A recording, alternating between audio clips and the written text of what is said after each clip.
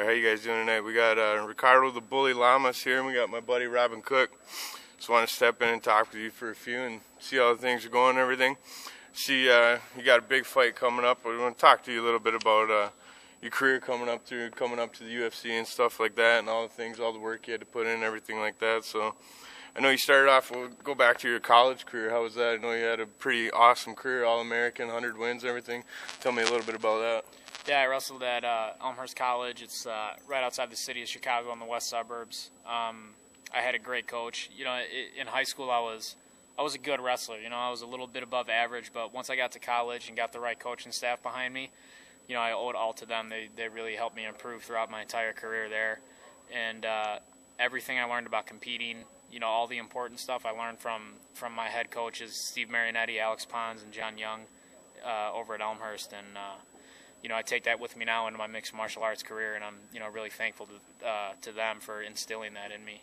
Definitely. What's it like to be an All-American? I mean, I know a lot of guys. I grew up in high school. I grew up with Robin. A lot of guys learned wrestling and stuff like that. I mean, to be an All-American's got to be an achievement in itself. Yeah, it is. For people who don't know what it is, basically when you qualify for the national tournament, if you place in the top 8, you're considered an All-American. Obviously, first place, you're a national champion, but 2 through 8 are All-Americans. And my senior year, I took 6th, and it was something I was really proud of because I actually went in. I separated my shoulder about 2 weeks before the national tournament at the qualifier, actually, to go to nationals. So I didn't even know if I was going to be able to wrestle. And about 3 days before, they shot me up with some cortisone in my shoulder, and I got my range of motion back, and it lasted for the matches that it needed to last for. I made it to the semifinals, ended up re-injuring my shoulder in the semis, and kind of dropped back down and had an injury default out of the 5th place match. But I was happy with my performance, you know what I mean? It could have gone a lot worse considering the circumstances I was under. Yeah, definitely. And a 2-time CCIW champion. Tell me a little bit about that. CCIW is just the conference we were in, so you know, there's a lot of competition, a lot of animosity in between the colleges in our conference, so it was really awesome, especially my senior year. That was the first time that we ever won the conference championship as a team. So being a part of that was pretty special to me. And I know you got honors of Outstanding Wrestler of the Year. What's that like? I mean, just to be dominant in your sport and to be able to go out there and really get the guys like that and just to be a standout and to get noticed like that, what's that like? It's more of satisfaction for being recognized for all the hard work that you're putting in. You know, people don't see everything that goes in, even to fighting, you know, the training and everything you have to put into it. So being recognized for that just kind of makes you feel good, and you know, just tells you that everything you did, you were on the right track the whole time, and just made everything worth it. You know, all the hard work. It's hard going in the gym every single day and pushing yourself, and when you get recognized for things like that, it makes it all worth it. Definitely. Let's talk a little bit about your matches up to getting up to the UFC and getting here and stuff like that. You had quite the career. I mean, first couple fights were some standout fights. I mean, that's got to be something when you get some knockouts your first fights, and then, you know, you lose a tough one and stuff like that. What's that like to have some, I mean, your first matches into the WEC and the UFC were just, I mean, standouts. Some guys don't get knockouts like that and flying knees and stuff like that. Some guys just don't get that to start. So tell me a little bit about, you know, your starts, your WEC debut in Corpus Christi and stuff like that. The WC debut, that was probably the most nervous I've ever been for a fight. I remember it was a Tuesday afternoon and I was at home. I had just got done training earlier that day. I went home to go rest, and my phone started blowing up, and my trainers were telling me that I was going to be fighting on Saturday. And I'm like, whoa, what are you talking about fighting on Saturday? And he's like, yeah, we got you a fight in the WEC against Bart Palashevsky. And at the time, you know, he's from my area, and I actually saw him. He was training wrestling at another gym I was training out of, so I'd actually see him during some training sessions. He's a veteran. He had some fights under his belt already. He had over 40 fights. I had 6 professional fights. Yeah. So going in there and just being thrown in there with the Wolves kind of like that on basically no notice was real nerve-wracking. But, you know, like I said before, just everything that my coaches from college instilled in me, you always got to be ready. You always got to be confident and just go in there and do your thing. Definitely. For the young fighters, basically, especially even here, you know, if you're 2-0, maybe fighting somebody that's 6-6 or 4-6, get in there and do it. Put in the work and take that that chance to see how good you are against somebody like that. Yeah, that's definitely basically, right? One of the big things was seeing like some of your first fights. I mean, I hate to probably bring this one back up, but I mean, you go from a high of having your WEC debut and getting a unanimous decision and stuff like that, and then your next fight I know is just a couple short months after, and you're on the other end of that. What's that like to try and rebound and go from being such a high in your debut to then your second fight having a knockout like that? How do you rebound from that? How do you get back, and what drives you to get back in the room and work out and go back at it? Yeah, I mean, basically that all goes back to college wrestling also. We'd be at tournaments where you'd have multiple matches in a day, and you might lose a match, and you got to be able to bounce right back from it, get your mindset again, and go right back in there and wrestle again. So having that much layoff in between fights, it's not that hard to get the mindset back after you've gone through a wrestling career. And, my fight with Danny, I wasn't really ashamed of it at all. It was a back-and-forth battle. We were both bringing it, and it just happens. This sport is very unforgiving, and those 4-ounce gloves, you get clipped in the right spot, and you're going down. For sure, it'll happen. Let's jump to your UFC debut. I mean, everybody knows and loves the UFC and knows how big it is, and for a guy like you to come up the way you did and really take the hard knocks and go the hard route about it, that debut, I mean, in front of those crowds and everything like that, tell me a little bit about what that's like. It was awesome. Beating the WEC was something that I'll always hold special, but it's just something about putting on those black gloves with the UFC symbol on them. Definitely. It's something that I always wanted to do, and fulfilling that dream was crazy. I remember after my fight, I tried to scream, but nothing came out of my mouth. Like, I was so excited, I was just like, but nothing was coming out. But those memories are the ones that I'm going to take with me, forever, man, and tell my kids about it and everything. And it's definitely, I mean, the fact that you have that, it's your UFC debut, and the fact that you go out there and get a TKO in your first round, I mean, that's got to be, it's one of those things that I can imagine, being a hockey player growing up, you sit and you wish, I'm going to score that goal in the overtime winner to win it, and so to go out there and for a guy like you to just knock the guy out in the first round, I mean, what's that feeling? You work so hard to get to that day, and I mean, you go out there for a couple minutes and you knock the piss out of this guy, and it's everything you work for. What's that like? It's awesome, man. I love going out there and getting the fight done early. The preparation, everything you put into it, that's what basically is going to determine how the fight goes. If you work your ass off and you're in the gym every day and busting your ass, it's going to go well. It can't not go well. As long as your head's in the right place and you're doing the things you need to be doing in the gym, then there's nobody out there that you can't beat. And going in there, like I said, ending it in the first round it couldn't have gone any better. Of course. I mean, you gotta love that. Like you said, you go in there and put all your hard work, and then for sure, I mean, your fights. I mean, you're on a roll with your fights, and you get going. And what's it like to be on, the national TV circuit, and know that all your families and friends and everybody that you grew up with is watching you? And then, like your second fight against Cub Swanson. I mean, everybody that's in MMA knows Cub Swanson and knows that guy. I mean, he's a dinger. He can knock you out if you don't pay attention. What's it like to go out there and to get that guy in a submission and to be the submission of the night on national TV? I mean, it's just got to be something else. Yeah, it was really cool to do it against Cub too, because Cub was a guy that I was watching before I even got in the WEC, and I was a fan of him. He's an exciting fighter. He's been kicking ass too right now ever since our fight. So to hold a win over a guy like that is really gratifying. It's a big confidence booster. And to get submission of the night was just the icing on the cake, man. Was it something like when you're training, you got Cub Swanson, a guy that, I mean, like you said, you grew up watching and stuff and like that. Does that change your training program, or do you go at it the same as you always do with any fighter?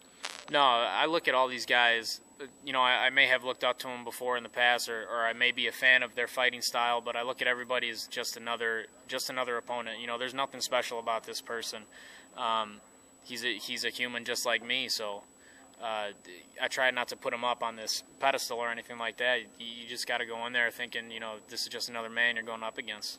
No, definitely, for sure. Would you say that your that previous fight you had with on UFC Fox on June 22nd, when you defeated Hatsu Hokoi, And he was definitely the heavily favored. I know I read a lot about that. And what's that like to go in there and to know, I mean, when you're preparing and to knowing that there's a guy out there, and I mean, you look at the books on Vegas and everything like that, and everybody's against you and your back's kind of against the wall, and to go out there and know that, you know, he's a veteran that's got a lot of fights in, and you go out there and get a unanimous decision, and kind of, hey, what's up, you know, I can be here. What's that like?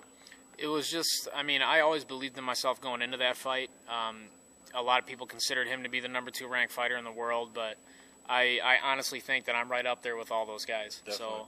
So being the underdog doesn't bother me very much. I've been the underdog in tons of my fights and, you know, almost always came out on top. So it was just another – I really like proving people wrong. So it was just another opportunity to do that. Definitely. Get off subject a little bit about your fights, get into a little bit about you.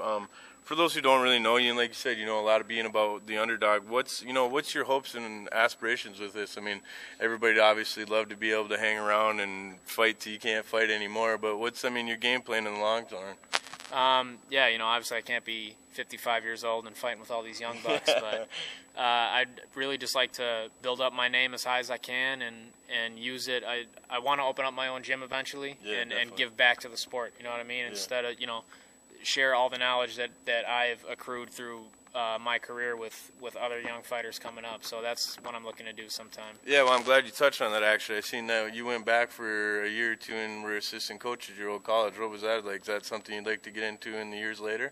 Oh, yeah. Coaching is awesome. I love it. As soon as I graduated, I stayed on staff as an assistant coach and traveling with the guys and being kind of a mentor to these guys. It's real gratifying, and you know, helping them through tough situations. You know, sometimes you got these guys that don't believe in themselves too much, and you kind of got to instill that confidence in them. And I like doing that. I like helping out the guys that are coming up. For sure. Now, the MMA, hard sport to get into. Obviously, I mean, it wasn't always a mainstream thing. It's coming up way more in the years now. How did you really get started? I mean, you go from being an All-American college wrestler. How do you really find your niche into figuring out, I mean, we all can't take punches. I mean, some people just, you know, I played hockey, I've taken a few, but some people just don't like to do it. So how do you really get into the niche of figuring out, you know, I want to be a UFC fighter. This is what I'm striving for. I want to beat people up. How do you get there? It was a very slow process. It's not something, when I had my first amateur fight, I was kind of thinking, all right, I'm going to have one amateur fight and, you know, get it out of my system. Like skydiving. Right, exactly. But it's something. It gets it exactly. Yep. So I had, you all your friends show up, your family shows up, everybody's cheering you on, and you want to feel that again. So I decided to go for another amateur fight and another, and then I was like, well, why don't I try to turn pro? So once you turn pro, you win a couple of those, and you just keep building up, you know. And then I wanted to go for a belt, and then after I won my first belt, that's when I really started thinking that I could probably take this thing far. So I just ran with it, and it snowballed from there. That's awesome. That's awesome.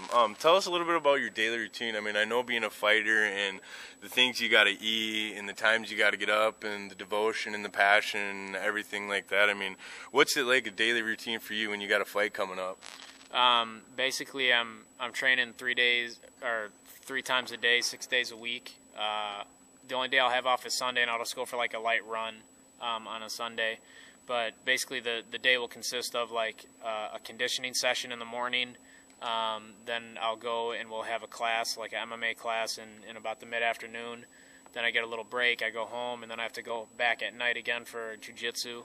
And the classes change up, you know, from day to day. Sometimes it'll be wrestling, sometimes it'll, you know, be jiu-jitsu, sometimes it'll be striking. So it's really just a matter of getting everything in that you can. You know, you gotta stay sharp in every aspect of this game, otherwise you're gonna fall behind. Definitely. I just had a question just for the young players out there that might be, you know, what kind of, you know, for guys up here in Sault Ste. Marie, Michigan, and Northern Ontario, where not all guys are wrestlers starting out. Like I was a boxer, and I've been trying to, you know, before my injury, I was trying to work into the wrestling thing. And some people up here don't know how to cut properly. Like, do you have any advice for somebody that's trying to cut properly and weight? Like, yeah, just don't. You can't leave it all for the last second. You got to do it right. One of the things that I really had to do when I dropped to 45 was really fix up my diet. And it's boring. I eat the same stuff every day, but it's just another sacrifice you got to make. You know, eating clean, making sure you're getting in your cardio. and don't show up to weigh-ins 3 days out being 20 pounds over because you're not going to feel good in the fight. Exactly, that's what I try to tell some of these guys up here in this town. Not Ontario. The Sioux Ontario guys bring it, but some of the guys around here they like to slack a little bit and wait till the last minute. Yeah. Definitely, and that's one of those things. I mean, being a younger guy, a lot of these younger guys in this area that'll be able to see this and stuff, they can really understand. Really understand what it's like being a young guy and everything like that. Now, your motivations, I mean, for every day, I mean, I know with the hockey and everything like that, we all wake up and some days you're not feeling it. You know, the girlfriend's on you or the wife's on you or you got bills or you got whatever.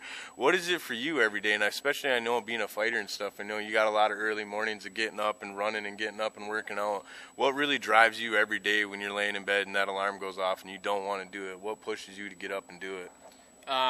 Some of the things that I do is I envision my opponent getting up at that exact moment and going to train, and kind of gives me a kick in the ass, saying that I better get up and do it too because he's probably training right now.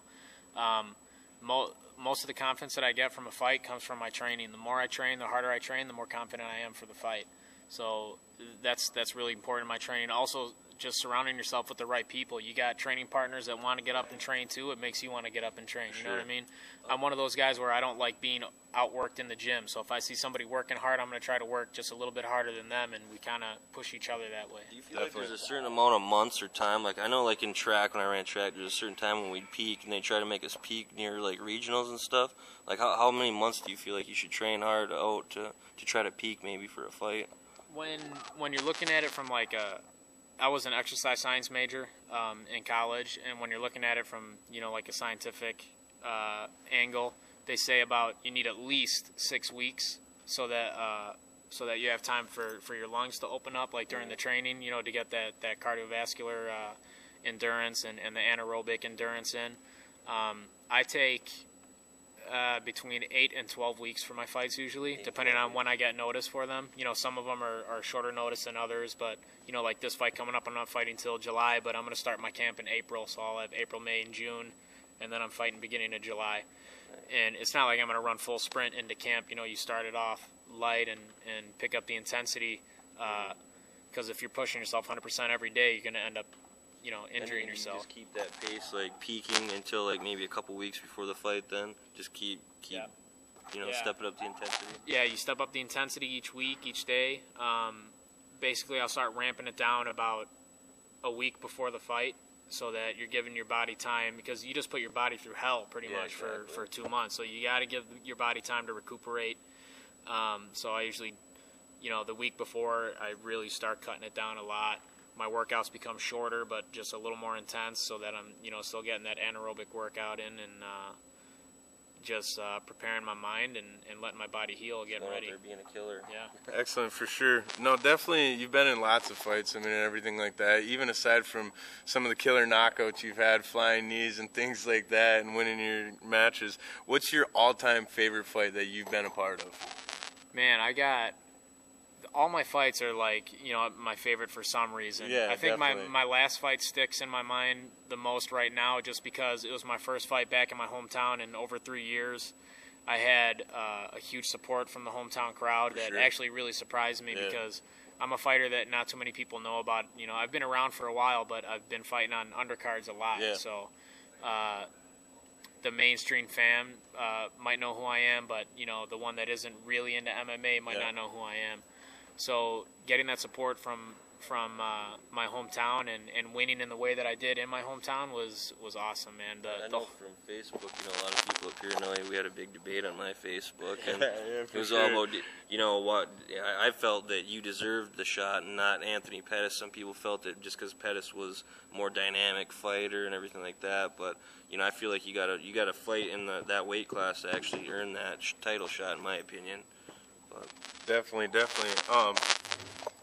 What's a little bit, I mean, I know you get on such a routine with your dieting and everything like that, but what's your favorite cheat? You like to have a beer now and then. What's your favorite food to get off? Because I know you get so worked up and you get so stressed out and you get on such a routine. I know there's got to be them nights when you like to sit at home and just have a few beers or chew on something that you're not supposed to, that your boys would be giving you chirps about. What would that be? Yeah, when I'm in camp, there's really no room for cheat days. So in camp, a cheat day for me will be like eating some red meat, like a nice steak or something like that. But when I'm not, when I don't have a fight coming up, I'm a pizza addict. Yeah, for sure. Yeah. For I sure. I could be stuffed, and if somebody brings a pizza around, I'm gonna be grabbing at least one slice out of there. I can't resist. Definitely. Your all-time growing up, and even more now, the older that you get, the more you get into the sport and everything like that. Your all-time favorite fighter. I mean, from back in the old school days, Shamrock and all them old timers, to even nowadays, who's your all-time favorite fighter? When Vitor Belfort burst out onto the scene and was killing everybody, he was somebody that really inspired me to want to do this as when I was a young kid. So I think he was probably my first favorite fighter that I had when I came in watching the UFC. Excellent, excellent. A couple more before we wrap up here. Obviously, your next big fight in Vegas. The Korean Zombie, the guy's got a killer record in MMA, killer record in UFC. Do you train any different or anything like that? Or you go about your daily routine knowing how big of a fight this is and everything like that? What's your game plan for coming up in Las Vegas? My daily routine doesn't change. I still train every aspect of the sport, but I let my coaches watch film on my opponent, and they'll train me accordingly. So they'll pick up on his habits or the mistakes that he makes, and when we're doing mitt work or when we're drilling, we'll go over that, and I just kind of learn that way. I'll watch a little film too. I'm not one of those guys that overanalyzes film though, because you really never know who's going to show up in a fight. You know what I mean? You could be counting on that. Oh, he's going to do this, and then if he doesn't, it kind of messes up your head. So I kind of like to stay sharp. I like to adapt in my fight. But I definitely train, for whatever tendencies. Everybody has tendencies in fights, so you got to train for those. Yeah, well, I'm glad you bring that up. That was going to be my next question. I mean, do you really leave, when you're preparing for another match and you're preparing for another fighter, do you leave that up for your coaches and stuff to check him out and to grapple with you how he would? Or do you really go on and hit up the YouTube and hit up the social media and find out what this guy's really about and find out, his previous fights and, is he a lefty, is he a righty, does he like to throw the knees, does he like to stand up and throw, how do you go about that? Yeah, I'll go on YouTube and I'll watch their fights, a couple times here and there. Basically, I leave most of it up to my trainers. And like, for example, in my last fight, Coke was a southpaw, so I really had to work with a lot of southpaws, and a lot of the guys who are orthodox stance would stand southpaw for me, just so you get used to it, because it's completely different. It's opposite. It's different with your head movement. It's different with ways that you need to circle when circling away from their power. So just getting used to that, and that's basically how I prepare. Definitely. Well, I just got to